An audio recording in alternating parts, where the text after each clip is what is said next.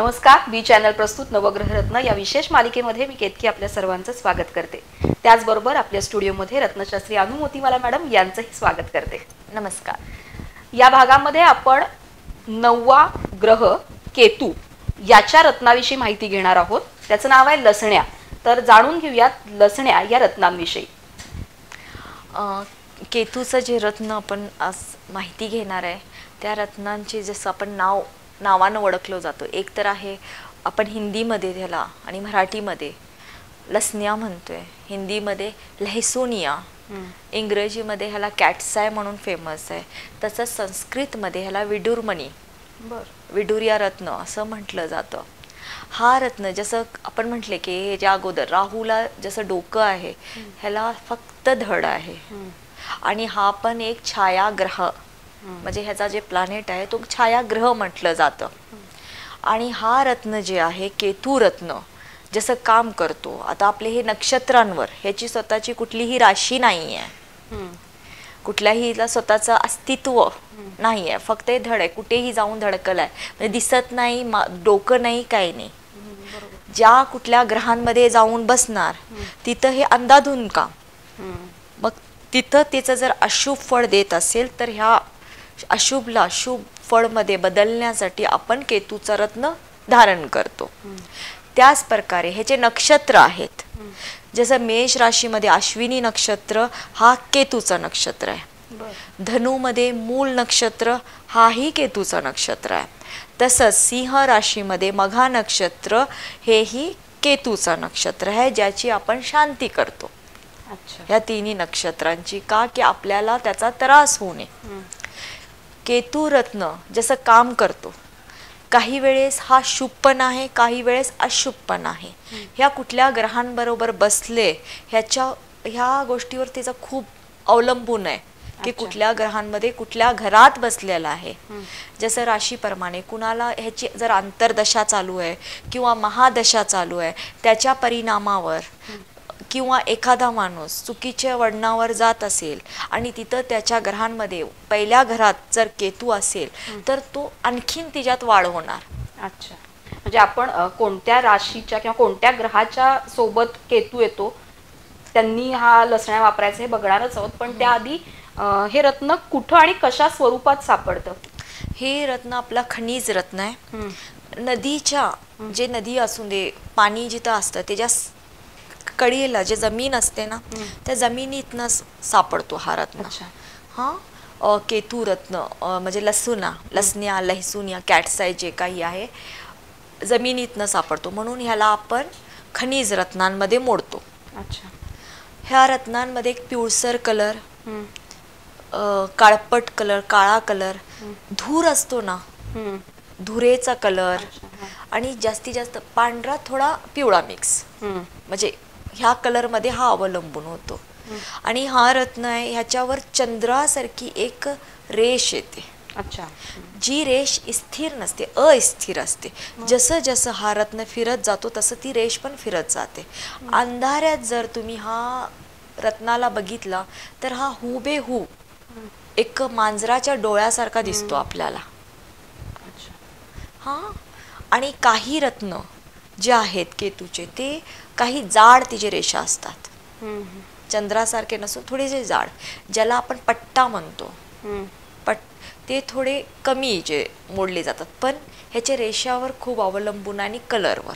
एक तर ह्याचा कलर छान ग्रे मध्ये आणि असावं आणि थोडासा त्याला चमक असावी, किंवा पिवळसर मध्ये असावं आणि तिच्यावर लाईन म्हणजे जी चंद्रासारखी लाईन एक रेषा जी असते ती खूप छान असते असावी. अच्छा, आणि हे कुठे सापडतात? म्हणजे हे आपल्या जे आहे भारतामध्ये त्रिवेंद्रम तिथं हे खूप छान निघतात.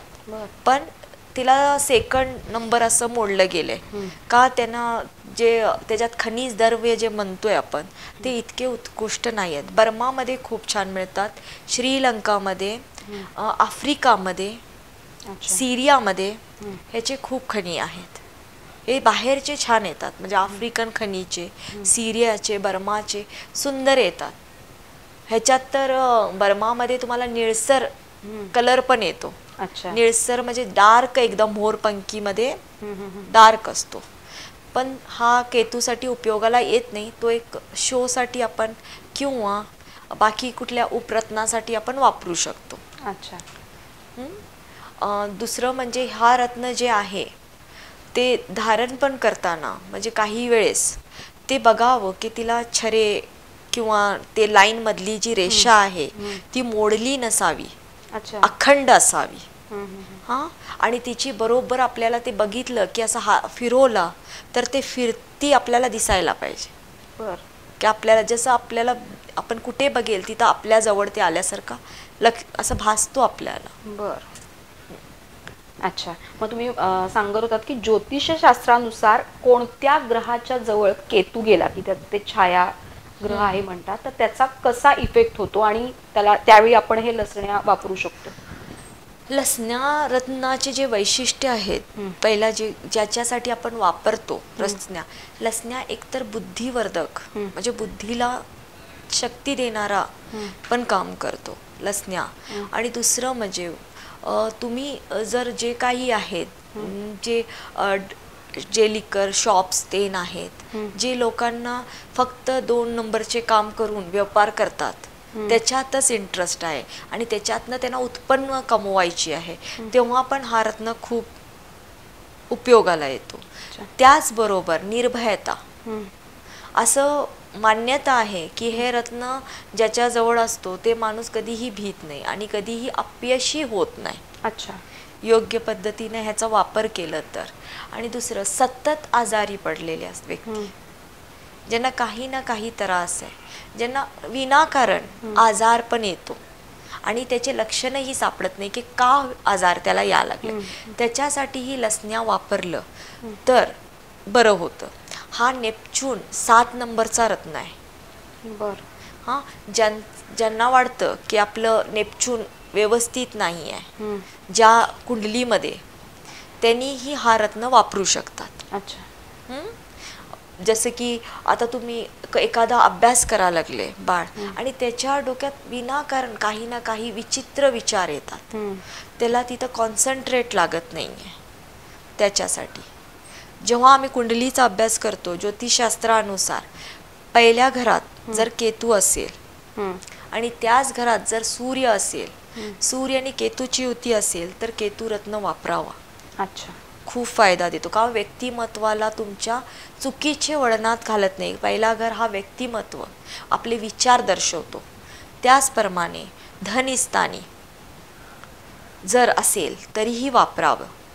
5व्या घरात जर केतू असेल तर एज्युकेशनसाठी खूप महत्त्वाचं आहे, त्याच्यासाठीही तुम्ही केतू रत्न वापरू शकतात. जेव्हा कुंडलीमध्ये 9व्या घरात केतू असेल किंवा दशम भावात असेल हां, तेव्हाही आपण लसण्या रत्न वापरू शकतात. ठीक आहे. आणि ज्यांची महादशा किंवा अंतर्दशा चालू आहे केतूची, त्यांनीही केतू रत्न लसण्या वापरू शकतात, पण ती दशा जेपर्यंत आहे तोपर्यंत, त्याच्यानंतर ते वाहत्या पाणी सोडायचं. अच्छा. हा रत्न दागिना म्हणून सांभाळून ठेवायचं नाही. जेव्हा घालताय तर घाला, म्हणजे तुम्ही वापरा. ठेवायचं असेल तर तुम्ही, कोणाला सवयी असते की आपल्या पैशांमध्ये दागिन्यांमध्ये ठेवायचं, तर हे असं ठेवायचं नाही. अच्छा. हां, जेव्हा याचा कार्य संपतो तेव्हा ते सोडून द्यायचं. पण ते जेव्हा महादशा चालू असेल तेव्हाच सांगते, तेव्हाच. पण इतर वेळी जेव्हा जसं म्हणाल की तुम्ही पहिल्या घरात असेल त्यावेळी तो रेग्युलर आयुष्यभर वापरू शकतो. आणि ज्या कुणी आपल्या कुंडलीमध्ये ज्यांना काही नवीन बिझनेस करण्यामध्ये खूप भीती वाटते आणि त्यांच्या कुंडलीच्या 4थ्या घरामध्ये केतू आहे, त्यांनीही हा रत्न वापरू शकतात. केतू आणि राहूचं कार्य काय की एकामेकावर त्याची सावली पडत असते, ते अपोजिट असतात एकामेकाचे. जर केतू पहिल्या घरात आहे तर ऑटोमॅटिकली राहू 7व्या घरात असणार. जर हा 4थ्या घरात आहे तर तो 10व्या घरात असणार. ठीक आहे. 5वा असेल तर तो 11व्या घरात असणार. म्हणजे हे ऑटोमॅटिक एकामेकावर ते बघत असतात. तो धड आणि हे म्हणजे एक हे पण कार्य करताना ह्यांचे दोघांचे कार्य जर मिळते जुळते असेल तरी ते ह्याचा जरासा थोडा वेगळं कार्य आहे की ही आपल्याला एज्युकेशन, कुंडलीमध्ये निर्भयता, दुर्बलता जी असते, माणूस जे बोलतोय ना सतत असं बारीकच आहे, त्याची तब्येत होत नाहीये, त्याच्यासाठी ही खूप छान आहे. आणि ज्यांना कफ विकार आहेत, ज्यांना पोटाचे विकार आहेत, कुंडलीमध्ये एखादा जे आरोग्य आपला घर असतो त्याच्यात राहू किंवा दुसरा कुठला ग्रह बसलेला आहे, तर ऑटोमॅटिकली जर 6व्या घरात राहू असेल तर 12व्या घरात केतू असतो. तर त्यांनीही हा आपल्या तब्येतीसाठी लसण्या तुम्ही वापरू शकता. आणि काही वेळेस खूप सारे ग्रह एकत्र आहेत आणि त्यांच्याबरोबर केतू बसला आहे, तर दोषयुक्त म्हणजे मुद्दामून खराब झालेला लसण्या वापरावा. का? त्याला आपल्याला अशक्त करायचंय, त्याचा म्हणजे दुसऱ्या ग्रहांना ताकद देण्यासाठी. अच्छा, हा पण एक त्याचं कार्य आहे. अच्छा, म्हणजे हा जर काही काय म्हणतात त्याला भग्न अवशेषात वगैरे असा जर असेल तो वापरला तर त्याचा उलटा परिणाम पण होतो. अच्छा. हा, किंवा आपल्याला आता 9व्या घरात म्हणा, 10व्या घरात एकत्र आता मंगळ आहे, सूर्य आहे, गुरु पण आहे आणि त्याच्याबरोबर केतू पण आहे. ठीक आहे. तर आपण काय करायचंय, आपल्याला ह्याच्यामुळे त्या ग्रहांची आपल्याला तितकी ताकद मिळत नाहीये, ते ग्रह आपल्याला शुभ फळ देत नाहीये, तर हे दोषयुक्त वापरायचे. अच्छा, हा फक्त म्हणजे हे एकच रत्न असं असेल ना की हे असं वापरलं तर चालतं. आता ह्याच्यावर मी तुम्हाला आणखीन एक गोष्ट सांगते की काही लोकांना असं वाटतं की केतूचा उपरत्न म्हणून आपण मून स्टोन हे वापरू शकतो काही वेळेस, तर हे बिलकुल चुकीचं आहे. का? म्हणजे केतू आणि चंद्र हे दोन्ही दुश्मन ग्रह आहेत, म्हणजे त्यांची एकामेकावर विरुद्ध ग्रह आहेत. तर आणि मून स्टोन हा चंद्राचा ग्रह आहे, तर कधीही केतूचा रत्न आपण लसण्याच वापरायचा आहे, ते मून स्टोन नाही. हा, ह्याच्याऐवजी तुम्ही टायगर स्टोन वापरू शकता. अच्छा. ते ह्याच्याशी मिळता जुळता आहे, पिवळ्या कलरचा तो टायगर स्टोन म्हणून येतो, म्हणजे टायगरच्या डोळ्यासारखा दिसतो, त्याच्या छट्टे तिच्यात दिसतात. अच्छा. ते वापरू शकतात. पण मून स्टोन कधीही केतूच्या रत्नाऐवजी वापरायचं नाही. अच्छा. त्याचा कार्य वेगळा आहे, ह्याचा कार्य वेगळा आहे. अच्छा, जसं तुम्ही सांगितलं की चंद्राच्या रत्नाबरोबर हे वापरायचं नाहीये, तसं ते आणखीन कोणत्या ग्रहाच्या रत्नाबरोबर वापरायचं नाहीये आणि वापरलं तर चालतं? ऐवजी वापरायचं नाहीये. हा, आता ह्याच्याबरोबर तुम्ही लसण्या वापरताय, त्याच्याबरोबर मोती वापरू शकताय. अच्छा. त्याचं स्थान वेगळं आहे. त्याऐवजी म्हणजे त्या कार्यासाठी मी वापरायला लागले की तू त्रास आहे म्हणून चंद्राचे उपाय करतात, हे चुकीचं आहे. अच्छा, ठीक आहे. मोती बरोबर आपण हे वापरू शकतो. आणखीन कोणत्या कोणत्या रत्नाबरोबर आपण हे वापरू शकतो? काही विशिष्ट कारणाने माणिक बरोबर केतू रत्न वापरत नाही.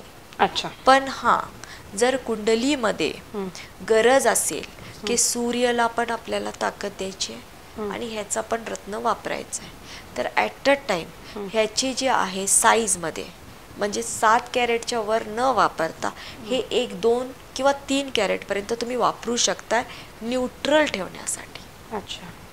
ठीक आहे. म्हणजे सूर्याचा ह्याचा विरोध आहे, विरोध ग्रहामध्ये येतात, पण सिंह राशीचा नक्षत्र मगा हा केतूचा नक्षत्र आहे, तर नक्षत्राप्रमाणे तुम्ही हा रत्न वापरू शकताय. धनु राशीचे लोक केतूचं रत्न वापरू शकतात. अच्छा. मेष राशीचे लोक केतूचं रत्न वापरू शकतात फक्त अश्विनी नक्षत्रवाल्यांनी, धनुमध्ये मूळ नक्षत्रवाल्यांनी आणि सिंह राशीमध्ये मूळ आपलं हे मघा नक्षत्रवाल्यांनी, ज्यांचं नक्षत्रप्रमाणे वापरू शकतात. त्याच्याऐवजी नाही. हा, त्याच्याऐवजी जर तुम्हाला वापरायचं असेल तर तुम्ही बघा की त्याचं स्थान कुठे आहे, ती कुठे तो बघतोय, तिची दृष्टी कुठे पडते आणि ते वापरल्यामुळे मला काय मिळणार आहे. अच्छा. बाकी मग इतर सगळ्या रत्नांसोबत आपण हे वापरू शकतो. 9 ग्रहांमध्ये जेव्हा 9 ग्रहाची आपण अंगठी वापरतो तर ऑलरेडी आपण 9 खडे वापरतोयच, तर काही कुणाचाही काही विरोध नसतो रत्नांमध्ये.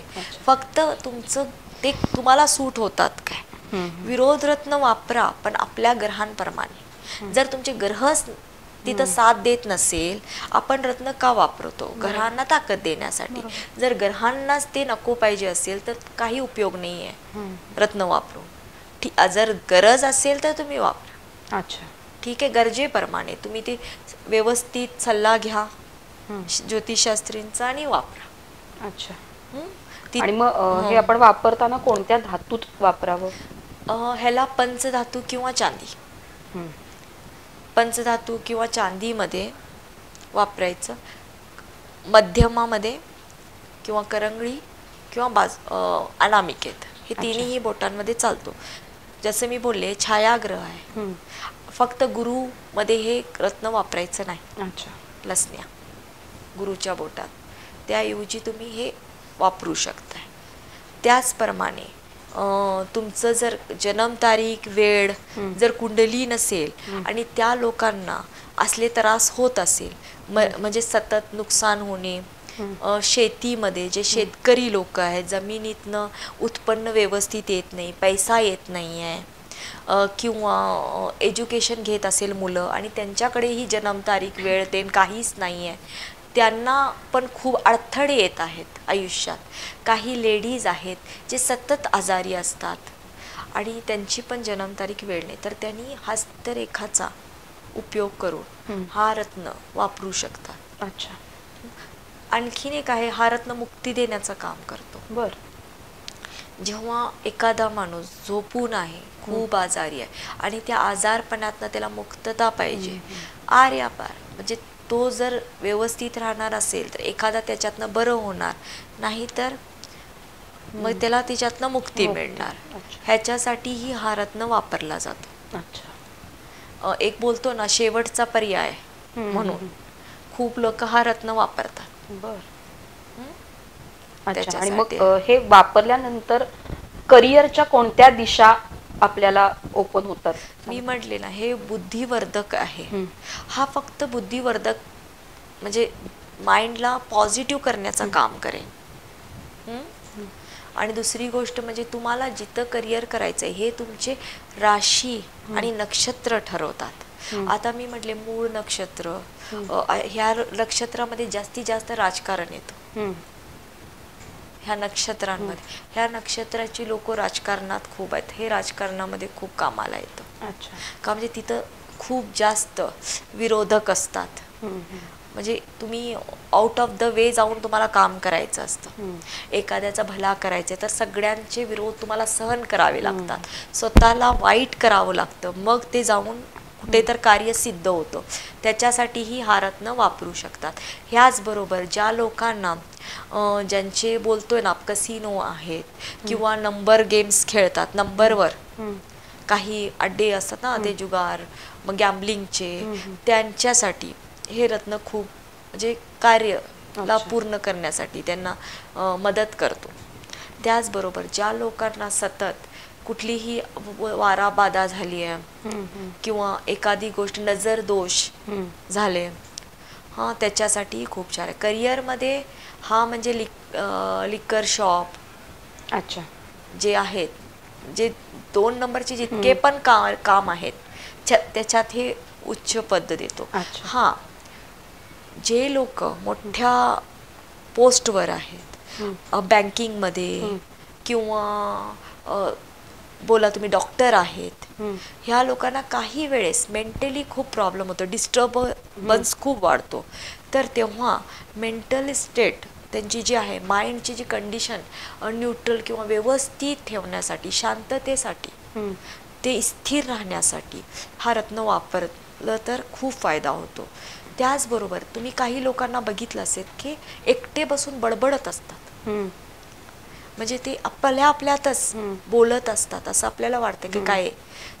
मग त्यांचं काय असतं की माइंडवर कंट्रोल नसतो, त्यांच्या माइंड आणि मनावर कंट्रोलच नसतो. त्यावेळीस हा रत्नाचा मी सल्ला देतो, त्यांची कुंडली बघून किंवा ते केतू बिघडल्यामुळे तसल्या कंडिशन येऊ शकतात. अच्छा. म्हणजे ज्योतिषशास्त्रानुसार लसण्या हा रत्न कुणी वापरायचं हे आपल्याला कळलंच आहे. पुढच्या भागामध्ये अंकशास्त्रानुसार आणि हस्तरेखा शास्त्रानुसार लसण्या हे रत्न कुणी वापरायचं ते पाहणार आहोत. तोपर्यंत नमस्कार. नमस्कार.